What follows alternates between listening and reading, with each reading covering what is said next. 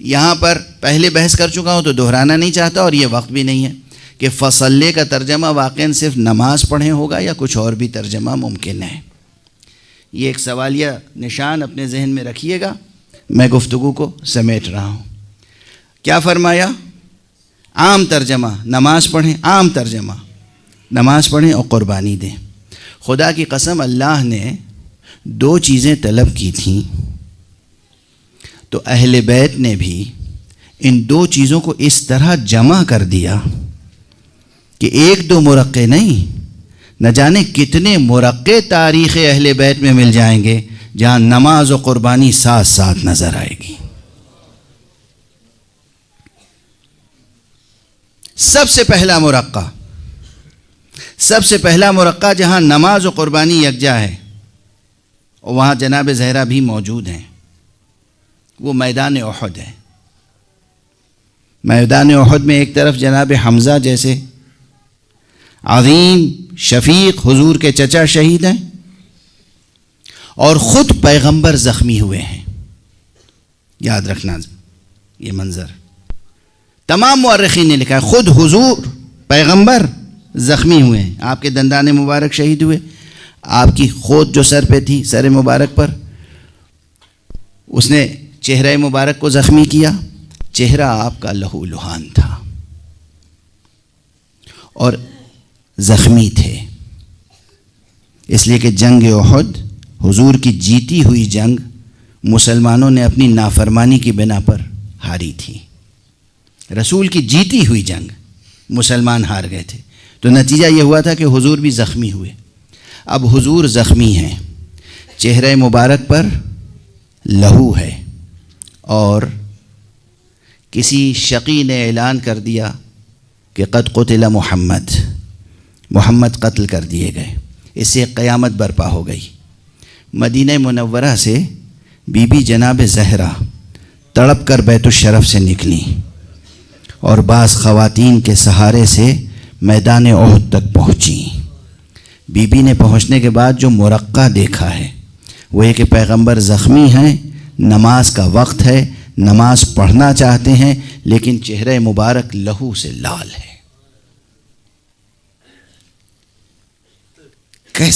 کیسا مرقع ہے؟ Be be نے دیکھا، امیر المومنین آگے بڑھے، امیر المومنین تشریف لے گئے اور اپنی سپر میں ڈھال میں پانی لے کر آئے۔ بی بی نے چلو پانی اٹھایا اور اپنے بابا کا چہرہ دھویا۔ غور فرمائیں آپ، یہ منظر جیسے ہی سامنے آیا، جب میں نے پہلی بار تاریخ میں یہ منظر پڑھا تو دل سے فریاد اٹھی، بی بی ایک میدان احد ہے جہاں بابا کا چہرہ لہو لہان ہے، بیٹی کے ہاتھ میں چلو میں پانی ہے۔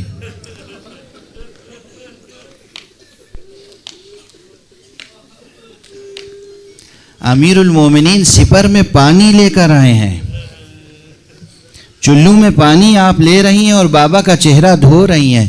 اس کے بعد حضور نے وضو کیا اور بیٹھ کر نماز پڑھی۔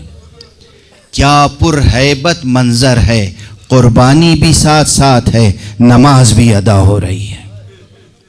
فصلی لربک وانحر، کیا عظیم مرقع ہے جہاں قربانی بھی موجود ہے اور نماز بھی موجود ہے۔ تاریخ لکھی جا رہی ہے میدان احد میں، فصلی لربک وانحر، اس طرح پیغمبر نے پروردگار کی طلب کو پورا کیا ہے کہ قربانی بھی موجود ہے، نماز بھی موجود ہے۔ لیکن دست ادب جوڑ کے میں سرکار رسالت میں آپ سے عرض کروں گا، آقا آپ زخمی تھے، آپ کا چہرہ لہو لہان تھا، آپ کا چہرہ لہو لہان تھا، لیکن اس چہرہ مبارک کو دھونے کے لیے پانی موجود تھا۔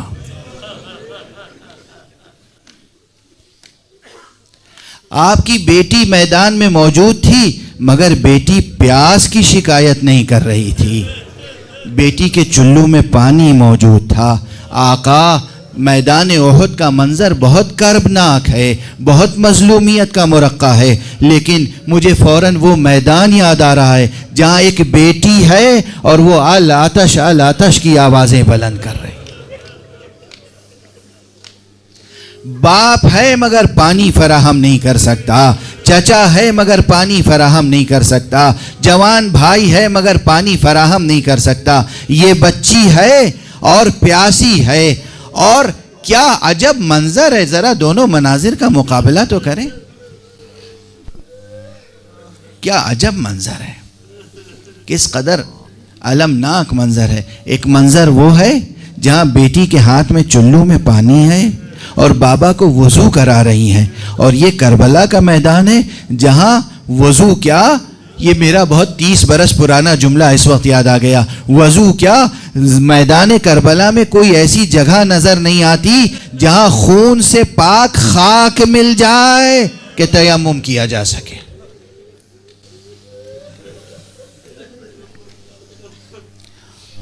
اور ان دونوں مناظر کا اگر مقابلہ کریں تو بس ایک چیز کا اور خیال کر لیں کہ ایک وہاں ہے بیٹی کے چلو میں پانی ہے اور آنکھوں میں آنسو ہیں اور باپ کے چہرے سے خون کو صاف کر رہی ہیں، اور ایک کربلا میں وہ بیٹی ہے کہ جو جب تک چچا زندہ رہے التش کہتی رہی۔ لیکن میری نظر سے کوئی روایت نہیں گزری کہ حضرت عباس کی شہادت کے بعد سکینہ نے یا رقیہ نے کسی نے پیاس کی شکایت کی۔ یہ ضرور روایت ملتی ہے کہ جب خالی گھوڑا در خیمہ پر آیا ہے تو اس بیٹی نے اس گھوڑے سے اپنی پیاس کی شکایت نہیں کی، اب یہ بچی اپنی پیاس بھول گئی، اس گھوڑے کے گلے میں باہیں ڈال کے اس نے پوچھا، یہ بتا میرے بابا کے وفادار رہوار، حل قتل ابی عطشانا حل سقی ابی ام قتلوہ عطشانا، کیا میرے بابا کو پانی پلایا گیا یا پیاسا شہید کر دیا گیا؟ یہ بچی اپنی پیاس بھول گئی۔ اجرکم علی اللہ، اجرکم علی اللہ۔ ایک وہ منظر ہے میدان احد کا جہاں نماز و قربانی کو یکجا کیا گیا ہے، اور پھر یہ اہل بیت کی سیرت مستمرہ ہے، مسلسل سیرت مستمرہ ہے کہ نماز و قربانی کا تذکرہ آپ کو ساتھ ساتھ ایک ہی مرقع میں نماز بھی ملے گی، قربانی بھی۔ پیغمبر کے بعد وہ دوسری شخصیت جس نے نماز و قربانی کو جمع کیا ہے خود بی بی فاطمہ زہرا کی شخصیت ہے۔ روایتوں نے شمار کر کے دن بتا دیے ہیں، ایک وقت نہیں، 2 وقت نہیں، 3 وقت نہیں، کتنے دنوں تک بی بی نماز پڑھتی رہی شکستہ پسلیوں کے ساتھ۔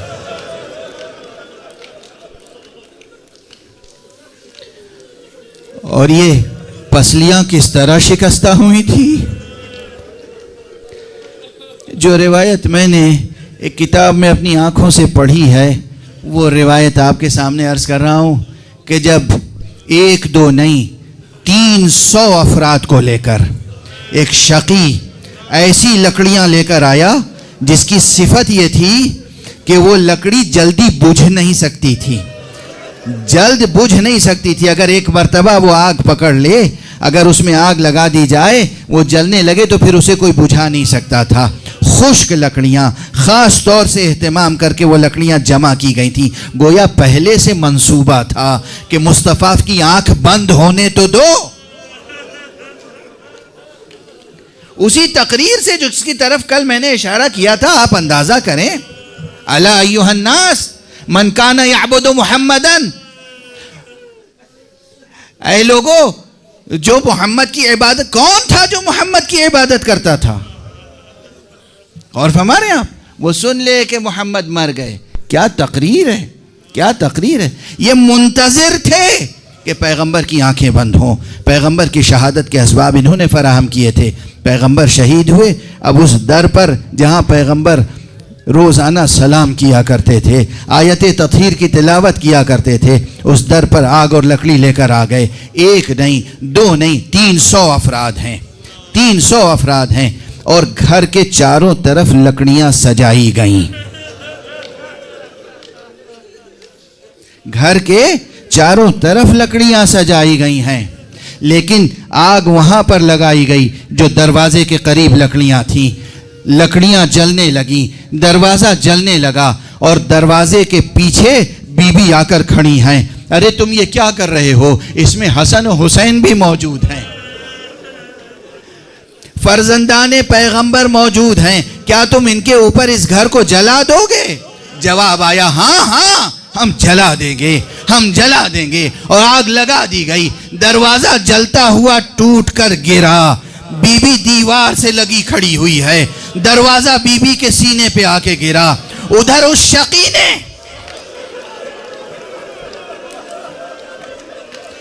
اپنی پیٹھ چوکھٹ کی طرف لگائی، دوسری دیوار کی طرف اپنے پاؤں اس دروازے پر لگائے اور اس طرح پیسا کہ دروازے کی کیلیں پسلیوں میں در آئیں.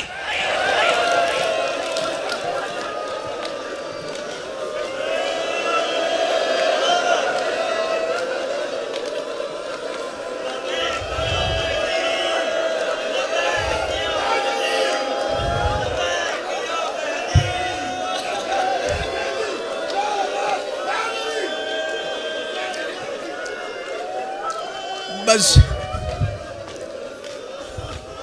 پروردگار آپ کو کسی غم میں نہ رلائے سوائے غم اہل بیت کے. پروردگار آپ کی آنکھوں کو غم اہل بیت میں کبھی خشک نہ رکھے. بی بی کی شہادت، بی بی کی مصیبت، بی بی کی مظلومیت، بی بی دیوار و در کے درمیان پیس دی گئی. بی بی تقریباً نیم غشی کی کیفیت میں گری زمین پر. آواز دی فضا کو، فضا میری خبر لینا. مگر ایک طرف محسن شہید ہیں، ایک طرف پسلیاں شہید ہیں، ایک طرف بی بی کو احساس ہوا ابو الحسن کے گلے میں رسیاں ڈال کر کوئی لے کر جا. بی بی نے اسی حالت میں آواز دینا شروع کی، کیا کر رہے ہو؟ ارے ابو الحسن کو چھوڑو، تم کسے لے کر جا رہے ہو؟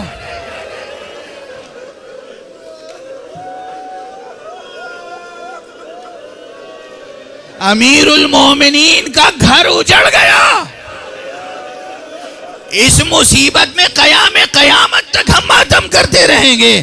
اور میرا جملہ، جب تک زہرا کو انصاف نہ مل جائے نہ ہمارا ماتم رک سکتا ہے، نہ ہمارا گریہ رک سکتا ہے، نہ یہ عزاداری رک سکتی ہے. اس درد کے ساتھ، اس علم کے ساتھ کتنے روز، کتنے دنوں تک، کتنی شبیں بی بی نے نمازیں پڑھی ہیں. فَصَلِّ لِرَبِّكَ وَانْحَرْ کہ کتنے مرقع سجا دیے تنہا زہرا نے.